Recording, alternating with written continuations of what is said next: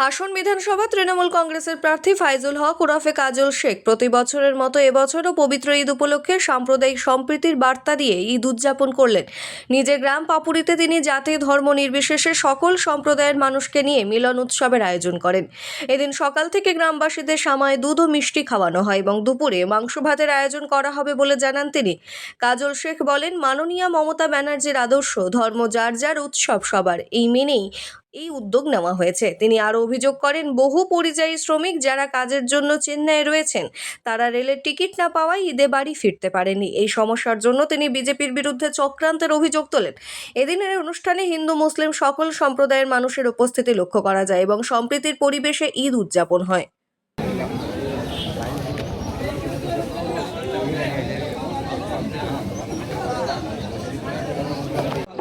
এত ফেরাক করে না, পায়ে পা লাগিয়ে কাঁধে কাঁধ মিলিয়ে দাঁড়াবেন।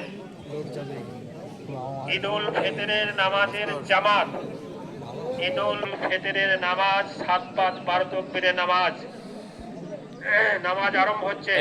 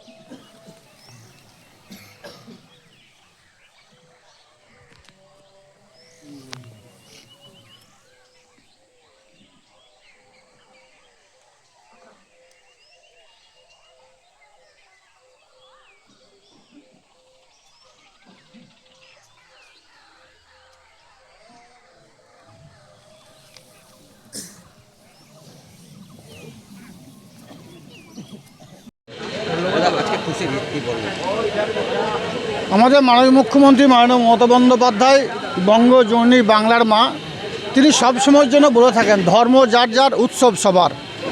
তাই আজকে পবিত্র ঈদুল ফিতর, এটা ইসলাম ধর্মে বিশ্বাসী মানুষদের জন্য একটা বড় তিওয়ার বা উৎসব।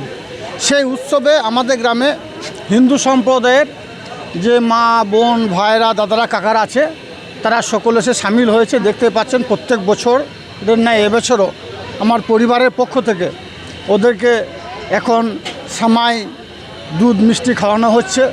কিছুক্ষণ পরে ভাতের আয়োজন করা হয়েছে, দুপুরে মুরগি ভাত ওরা খাবে। তো প্রত্যেক বছর এভাবেই আমাদের মধ্যে একটা সাম্প্রদায়িক যে বাতাবরণ চলছে সারা ভারতবর্ষ বুকে, আমার গ্রামে তা বিরল। এটা একটা সম্প্রীতির সৃষ্টি, নজির সৃষ্টি করেছে আমার গ্রামের, যে আমাদের মধ্যে কোনো ভেদাভেদ নেই।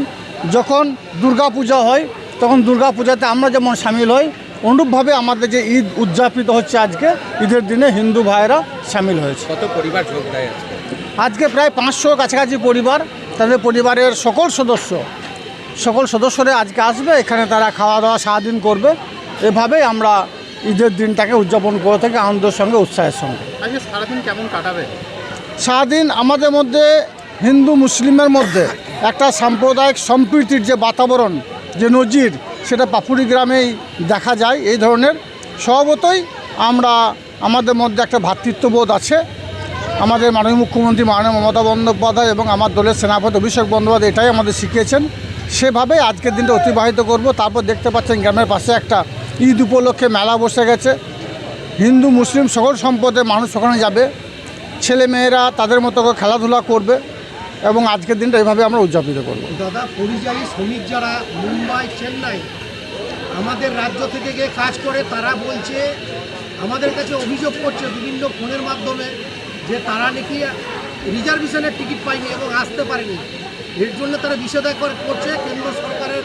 অবশ্যই এটা বিজেপির একটা চক্রান্ত, কারণ বাংলায় ভোট চলছে, তারা বিভিন্নভাবে এসআইয়ের নাম করে মানুষকে লাইনে দাঁড় করিয়েছে এবং তারা যেন ভোটাধিকার প্রয়োগ করতে না পারে, এটা বিজেপির চক্রান্ত। স্বভাবতই এই ভোটের সময় অন্য রাজ্যে যারা গেছে কর্মসংস্থানের উদ্দেশ্যে, তারা যেন নিজের রাজ্যে নিজের এরিয়ায় ফিরে তারা যেন ভোটাধিকার প্রয়োগ করতে না পারে, তাদের সাংবিধানিক অধিকার প্রয়োগ করতে না পারে, এটা বিজেপির চক্রান্ত ছাড়া আর কিছু নয়।